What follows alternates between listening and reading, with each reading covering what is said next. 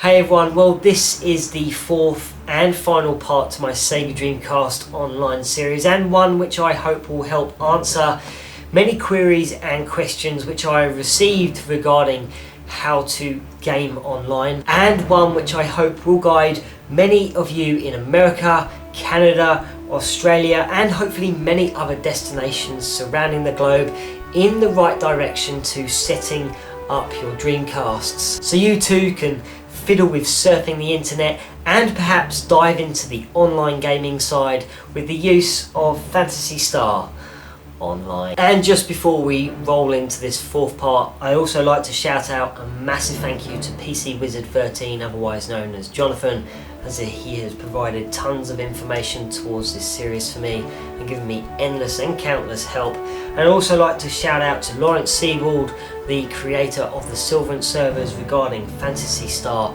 Online, and also a huge shout out to Kevin, also known as Excalibur 007, for his unbelievable contribution and dedication to the XDP software. And if it wasn't for these guys, then this series would be in the toilet and none of this would be possible.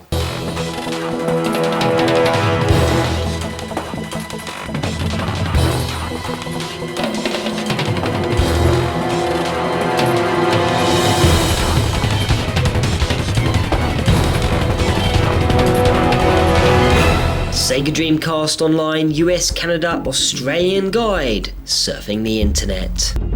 Step number 1. Okay guys, well first things first, you're going to have to completely set up your Dreamcasts. And you will need your Dreamcast, power cord, AV cable, one controller, mouse and keyboard, which aren't necessarily essential, and you'll also need to connect the modem cable to the console and to your phone socket, and you will also require a PC or laptop and one blank CDR disc. Step number 2. Next on the list, you're going to have to download two important pieces of software if you don't own them already, that is. And the first one is something called Disk Juggler, and I have placed a link in the description bar below to a demo, so you'll need to download and install that. And you'll also need to download and install the second piece of software on the agenda, which is WinRAR, which will enable you to extract files later in the tutorial. Step number 3. The last piece of software you will require is something called XDP, and this you will use as your web browsing software, and is sort of simply an equivalent, if you like, to the Dreamkey version 3.0 that was shown in part 3. The software can be downloaded for free from the following website, and you need to download the 15 separate and individual files into one single folder on your computer. Once completed, you will now have to extract the first rar.file using WinRAR, and WinRAR will then simply do the rest for you, and once completed, Disk Juggler will then load up. And you should now pop in the blank CDR disk into your disk drive on your PC or laptop, and go ahead and select the following boxes under the Advanced tab. For mode, select Mode 2. Under Offset, select 0. Under Block, select 2048. Under TOC, select CD-DA. And under the Miscellaneous heading, choose Add Post Gap to Third-Party Images and select RAW file. Now hit the Start button and the disk will now process. Step number 4. Now that you have a copy of the XDP software, you can pop it into your Dreamcast and load up the browsing software.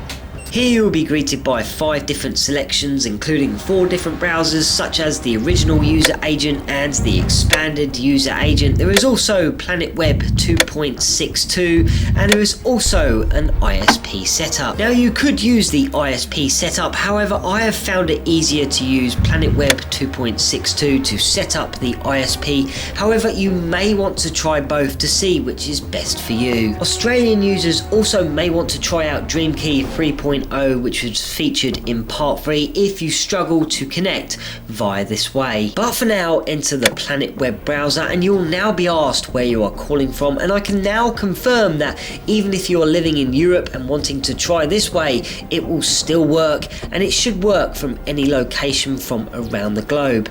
So now I will select the United States, and you'll need to select your own internet provider now, and on the next page press OK and now select the internet connection option. Now this is where you need to find an internet service provider, and you should be able to find one on the internet which possibly will be free to use or won't charge too much. However, please bear in mind that even if you do find a low cost ISP to use, your phone company you are connected to may still charge you extra for using these lines, so please check with them before continuing. But once you have found a suitable ISP, you need to enter in your ISP user login, password, and of course the dial-up number, and then press OK once finished, and you can now enter in a few extra bits of information if you wish, and once completed press OK and continue until you come back to the required settings screens where you can now save, and this will save your details to the internal memory. Now that your details have been saved, you should be able to go online now and start surfing the web via your Dreamcast, and you can even reboot the software and take advantage of the other free browsers on offer if you so wish. And I'm now connected to the internet and I can start browsing the web. Sega Dreamcast Online, US, Canada and Australian Guide. Gaming Online. Now the only games that are available to play online via your Dreamcast these days are 4x4 Evolution, Star Lancer and Maximum Pull, and those three games are only available via the dial-up connection. And then there's Quake 3 Arena and Phantasy Star Online, and both of these are available on dial-up and via the use of your broadband adapter. However, please note that version 2 in America will not work with your broadband adapter.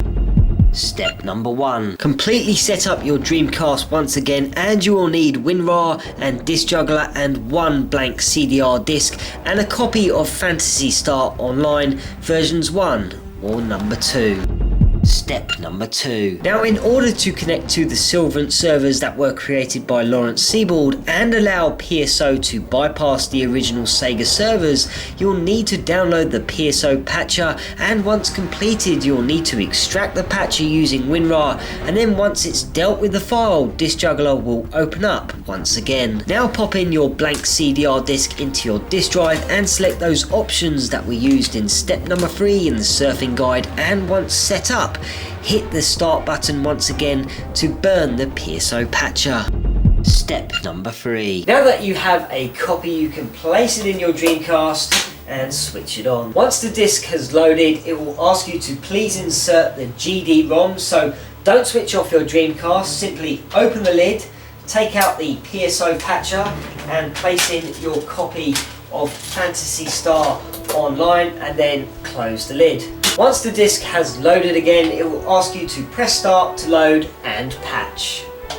And Phantasy Star will now load as normal. Once at the main menu, press start and you will be able to continue your game if you have been playing it in the past, or you can start a new one. Once your account has loaded, you will be asked whether or not you want to choose an online or offline mode, and of course we want to go online, so hit go online, and then you will be asked whether or not you want to connect the game via a phone line, so say yes. And now your Dreamcast will start dialing up to the internet, where eventually will connect to the world of Phantasy Star Online, and I really hope that you enjoy yourself. And if you ever want me to join in with a game with you online, please don't hesitate to send me a message, and we'll try and meet you at some point. And here we are, welcome to the world of Phantasy Star Online.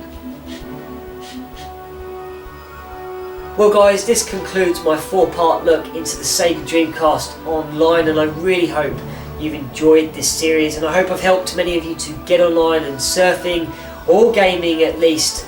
And if you have any questions, don't hesitate to post them in the comment section below. There is plenty of information in the description box below also.